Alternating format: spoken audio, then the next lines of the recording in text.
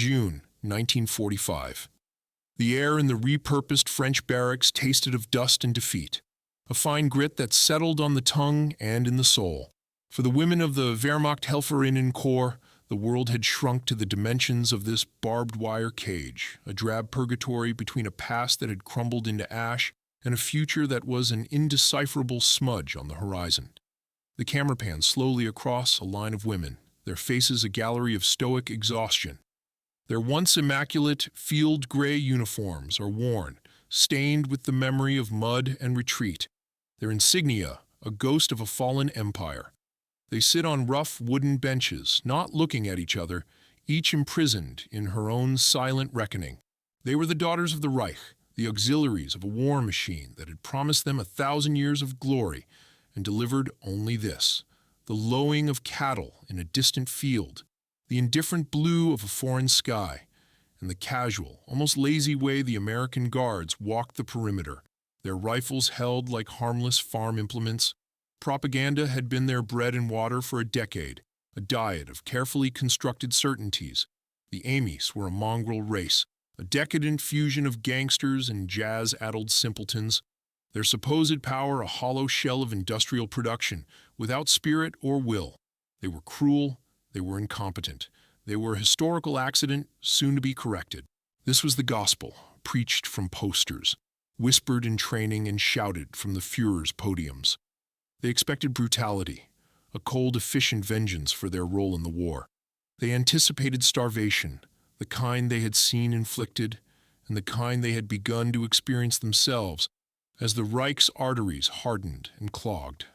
They braced for the debasement their own ideology had taught them was the natural order of victory. Instead, they were met with a baffling, almost insulting sense of order. There were no random acts of cruelty, no screaming officers, no chaotic displays of power. There was only paperwork, processing, and a dispassionate efficiency that felt more alien than outright hostility. They were deloused with a methodical lack of ceremony, issued coarse but clean blankets, and assigned to bunks in a building that, while Spartan, was structurally sound and dry. This absence of expected hatred was the first crack in the fortress of their convictions. It was a silence where they had anticipated a scream, a void that their indoctrination could not readily fill. They watched the American soldiers, searching for the tells of the subhuman beast they had been promised. They saw boys mostly chewing gum with a slack-jawed nonchalance, their faces open and unburdened by the historic weight of destiny. They laughed too easily. They treated their machinery with a familiar ease, as if it were a birthright.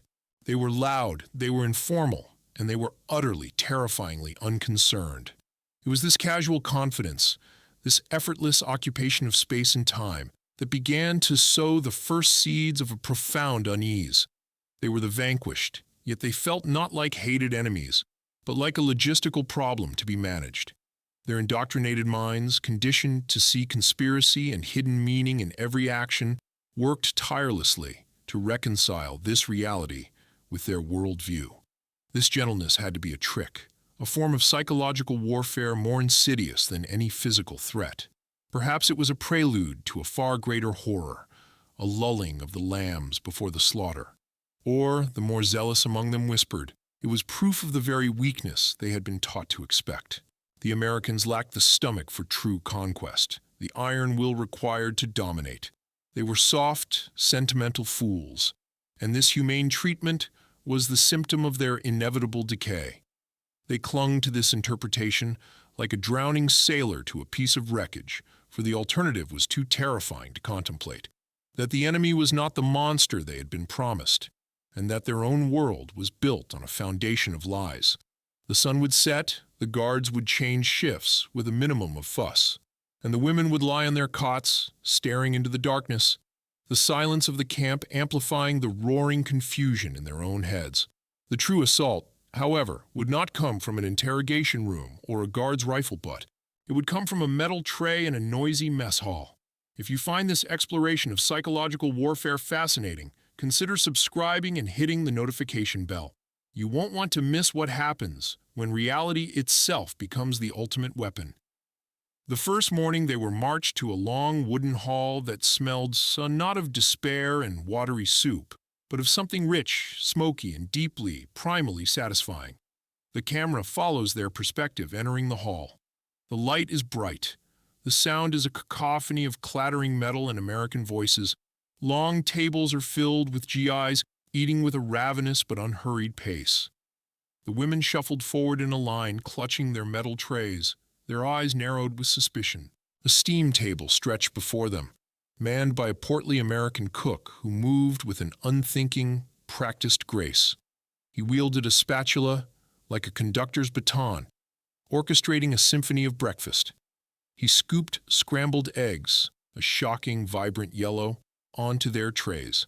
He added a slice of white bread, not the dense gray Kriegsbrot, made heavy with sawdust and regret, but bread that was impossibly decadently white and soft. And then came the final, unbelievable offering. With a flick of his wrist, he laid 2 strips of glistening, perfectly fried bacon next to the eggs. It was a sight so alien, so profoundly out of place in their universe of deprivation, that it induced a collective moment of stunned silence. The bacon lay there on the tin plates, a crisp mahogany and ivory banner of a world they could not comprehend. It was not the stringy, heavily salted speck they might have been lucky to see once a month back home. This was thick, marbled, its edges curled and caramelized, its surface beaded with rendered fat that shimmered under the mess hall lights. The aroma was an act of aggression. It bypassed their hardened intellects and spoke directly to their starving bodies, a siren song of salt and smoke and protein. Their first reaction was not hunger, but a deep, reflexive suspicion. It had to be poisoned. It was a cruel joke, designed to make them sick, to humiliate them. The most fanatical among them, former leaders in the Bund Deutscher Medal, stared at it as if it were a serpent, nudging their trays away. Others, more pragmatic, more worn down by the sheer physical reality of hunger, watched the American guards eating the exact same food from the exact same line. The guards were not dying. They were, in fact, complaining that the bacon could be crispier. The sheer audacity of such a complaint, in a world where half of Europe was starving, was a psychological blow of its own. Cautiously, like animals approaching a strange new food source, a few of the women picked up a strip. They sniffed it. They examined its texture. Finally, one of them, a young nurse whose face was still gaunt from the final days in a field hospital, took a small, hesitant bite. Her eyes widened. Close up on her face, a flicker of disbelief, then confusion, then an involuntary, almost shameful expression of pure pleasure. The sensation was overwhelming. A crunch, a burst of salt, a wave of savory, fatty flavor that coated her tongue. It was not just food, it was a memory of a forgotten time, of peace and plenty, a ghost of a life before the war had consumed everything. One by one, the others followed. The crunching sound filled the silence on their side of the hall. They ate with a strange mixture of ravenous hunger and a kind of clinical detachment, as if they were scientists dissecting an artifact from another civilization. They were analyzing it, trying to understand it. How was this possible? Their own nation, the self-proclaimed master race, had been surviving on ersatz coffee and bread cut with wood pulp for years, all in the name of total war. Yet here were their captors, the decadent capitalists, dispensing such luxury to their prisoners as a matter of routine. The bacon was not a treat. It was not a reward. It was just Tuesday. This single greasy strip of cured pork was more powerful than 1,000 propaganda pamphlets. It didn't argue. It simply existed, a delicious, irrefutable fact that contradicted everything they had been taught. The stories of those who lived through these moments are a critical part of our history. Click the like button if you believe these personal accounts need to be remembered and shared. The days that followed dismantled their skepticism piece by piece, grinding it down with the relentless machinery of American abundance. The bacon was not a one-time event. It appeared with cyclical, monotonous regularity. Some mornings it was bacon, others it was thick slices of fried ham or plump sausage links. The eggs were always real. The coffee was real, brewed strong and served with actual sugar, not the cloying chemical sweetness of saccharin tablets. There was milk, there was butter for the pillowy white bread. Lunch brought thick stews filled with chunks of beef, or sandwiches piled high with meat they hadn't seen in years. The women, who had been conditioned by years of rationing to view every scrap of food as a precious strategic resource, were now confronted with a system that treated food as an infinite, expendable commodity. They saw half-eaten slices of bread left on trays, apples discarded after a few bites. This casual waste was, in its own way, as shocking as the abundance itself. It bespoke a level of material wealth so vast, so profound, that it defied their European comprehension. Their entire national struggle, the sacrifices, the hunger, the relentless drive for Lebensraum was predicated on the idea of scarcity. Germany needed to conquer to feed itself, to acquire the resources for its destiny. This camp, a tiny, insignificant node in the vast network of the American military, effortlessly refuted that entire premise. The women began to watch the camp's logistics with a new, horrified fascination. The camera shows a montage. Large trucks arriving, GIs unloading crate after crate, stamped with U.S. Army markings. The women watch from behind a fence, their faces grim. The camera focuses on the stencils on the crates. Coffee, sugar, flour, canned beef. The supply trucks arrived daily, a seemingly endless convoy from a source they couldn't imagine. The camp's quartermaster, a sergeant with a perpetually bored expression, managed a storeroom that seemed to them a mythical cavern of treasures, piled high with goods that would have caused riots in civilian Berlin. The American soldiers themselves were walking advertisements for this system. They were healthy, well-fed, their skin clear, their movements energetic. They smoked constantly, lighting fresh cigarettes from the butts of finished ones, tossing away half-smoked Chesterfields or Lucky Strikes with an indifference that was breathtaking. They had chocolate bars, chewing gum, magazines filled with colorful images of a life of impossible ease and consumer comfort. Everything about them screamed of a society that had not been bled dry by war, but had somehow grown stronger, fatter, and more powerful because of it. The cognitive dissonance became a constant throbbing ache in the back of their minds. The two realities could not coexist. Either the Reich's entire narrative of a heroic, noble struggle against a decadent, crumbling enemy was a lie, or this entire camp was an elaborate Potemkin village deception of impossible scale. The evidence for the latter was non-existent. The trucks were real, the food was real. The casual, systemic nature of the plenty was undeniable. It wasn't for show. It was simply the way things were. This realization was terrifying, because it meant that Germany had not been fighting a peer. It had been fighting a different species of nation altogether, one whose power was rooted not in ideology or fanaticism, but in the relentless, unthinking, awe-inspiring output of its factories and farms. The war, they were beginning to understand, had been lost long before the first shot was fired, not on the steppes of Russia or the beaches of Normandy, but in the steel mills of Pittsburgh and the wheat fields of Kansas. Their world, built on the pillars of sacrifice and iron will, was being washed away by a tide of coffee and bacon. This clash of ideologies is one of the most compelling aspects of the 20th century. If you agree, share this video with someone who appreciates deep historical dives. This constant, undeniable evidence of material superiority began to corrode their inner world, eating away at the foundations of their identity. The comparison was a daily, silent torment.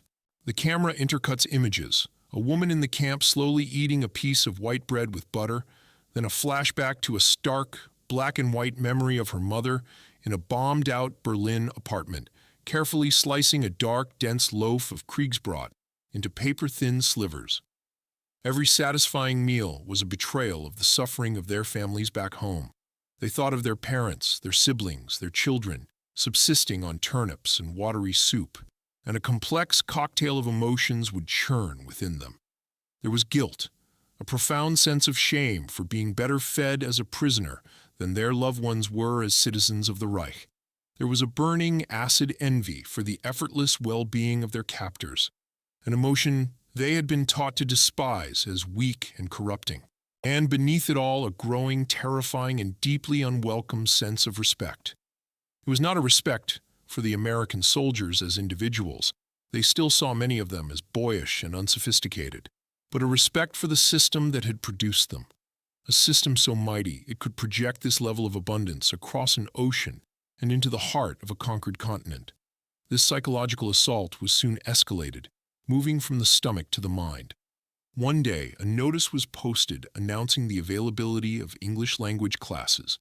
The instructor was a young corporal, a former school teacher from Ohio, whose earnest and patient demeanor was yet another contradiction to the brutish guard archetype. Attendance was voluntary, but many of the women, driven by a mixture of boredom, pragmatism, and a dawning sense of the New World Order, began to attend. The scene shows a makeshift classroom. The women sit stiffly at desks, a stark contrast to the relaxed posture of the American corporal at the front, pointing to a blackboard with English phrases. Learning the language of their captors was an act of profound submission, but also of survival. As they learned to conjugate verbs and pronounce the unfamiliar sounds, they were also learning a new way of thinking.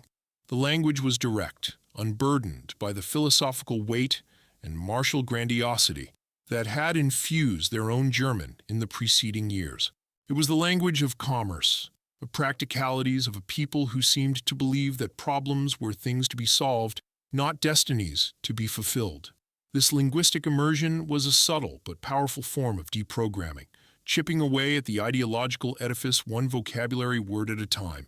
Alongside the classes, a small library was established in one of the spare barracks. It contained not propaganda, but a random assortment of American books and magazines. There were novels by Hemingway and Steinbeck, their stark realism a world away from the blood and soil romanticism of the literature they knew. There were copies of Life in the Saturday Evening Post, their pages filled with advertisements for cars, refrigerators, and washing machines, creating a vibrant, detailed tapestry of a civilian life of unimaginable comfort and choice. For the women, who had been taught that the American system was a soul-crushing machine of capitalist exploitation, these images were a source of endless fascination and confusion. The people in the pictures looked happy, healthy, and free. They owned things. They went on vacations. They smiled with a confidence that seemed entirely genuine. It was a vision of a world that was not just materially superior, but which seemed to offer a different, and perhaps more appealing, definition of the good life. The iron certainty of their own worldview, which had once been a shield, was now becoming a cage, and the key was being offered by the very people they considered their enemies. The most potent weapon in this arsenal of soft power, however, had yet to be deployed. It would not be a book or a lesson, but a flickering beam of light in a darkened room. The psychological impact of these re-education programs is a topic of intense debate among historians. Let us know your thoughts in the comments below. The culmination of this psychological unraveling arrived on a humid evening in late summer.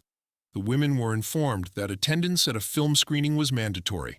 There was no explanation of the film's content. They were herded into a large recreation hall where a white sheet had been tacked to one wall and a 16mm projector sat on a table in the back, whirring like a metallic insect. The women sat on benches in the tense, expectant silence. They assumed it would be propaganda, perhaps a film showcasing American military might, endless parades of tanks and airplanes, or a nauseatingly sentimental piece about American family life, designed to highlight their own moral failings. The guards took up positions by the doors, their expressions unreadable. An officer stood at the front and said simply that it was important for them to see this. Then the lights went out, and the projector beam cut through the darkness. The first images were grainy and unsteady. They showed American and British soldiers, looking gaunt and horrified themselves, using bulldozers. But they weren't clearing rubble. They were pushing mounds of emaciated, naked human bodies into vast open pits.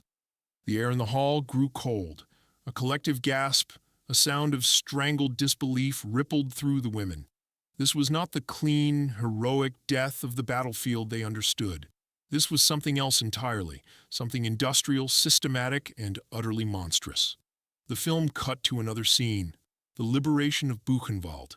The camera moved slowly past skeletal figures in striped pajamas, their eyes large and hollow in their skull-like faces, staring out from behind barbed wire. It panned across piles of human hair, mountains of shoes, eyeglasses, and gold teeth, all harvested from the dead. There was no triumphant musical score, no narrator telling them what to think. There was only the whirring of the projector and the stark, irrefutable reality on the screen.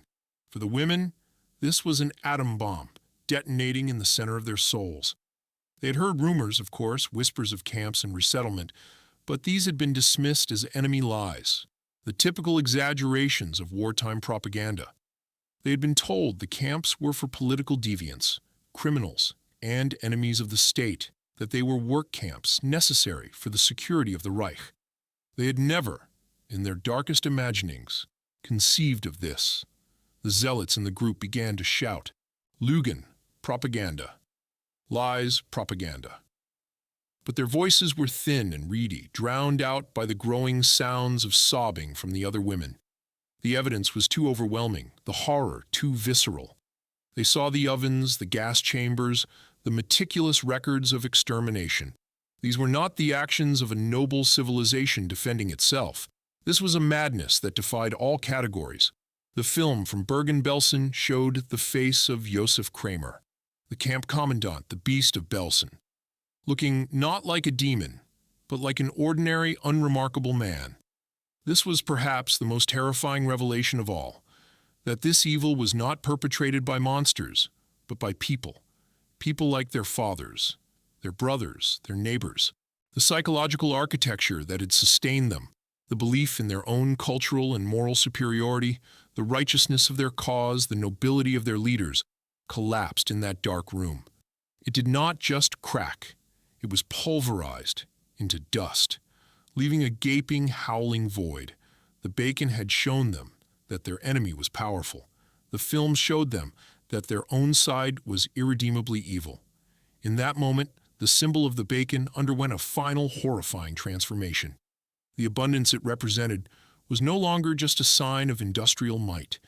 It was a symbol of a society that, for all its perceived flaws, did not build factories for the sole purpose of turning human beings into smoke and ash. The contrast was absolute, a blinding flash of moral clarity that seared itself onto their consciousness. The American Guards were not just their captors. They were their liberators, freeing them, not from a physical enemy, but from a profound and deadly lie. The war was over, but their personal reckoning had just begun. The silence that followed them out of the hall that night was a new kind of silence. It was not the stoic, defiant silence of the first days, but the hollow, echoing silence of utter devastation. The use of atrocity footage in denazification was a controversial but powerful tool. Press the subscribe button to join our community and explore more complex historical moments like this one. In the weeks and months that followed the film screening, the atmosphere in the camp changed irrevocably. The last vestiges of defiance and ideological fervor evaporated, replaced by a deep, communal state of shock and shame. The women no longer met each other's eyes, as if afraid of seeing their own complicity reflected back at them. The food, once a source of suspicion and wonder, now seemed almost obscene. To eat a full meal, to enjoy the simple pleasure of a warm piece of bread, felt like a desecration of the memory of the millions who had been systematically starved to death by the regime they had served. The bacon, that initial catalyst, now sat on their plates not as a symbol of American power, but as a quiet accusation, a reminder of the chasm that separated a world that feeds its prisoners from one that incinerates its own citizens. The psychological shock was so profound that it manifested in physical ways. Some women fell into deep depressions, unable to leave their bunks. Others became consumed by a desperate need to talk, to confess, to understand how they could have been so blind. The English classes took on a new urgency. They were no longer just a practical tool for survival, but a lifeline to a different world, a different way of understanding. They devoured the books in the small library, searching for answers, for a moral framework to replace the one that had been annihilated.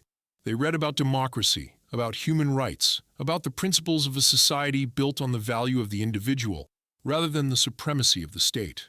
For many, this was the first time they had encountered these ideas in any form other than as caricatures in propaganda.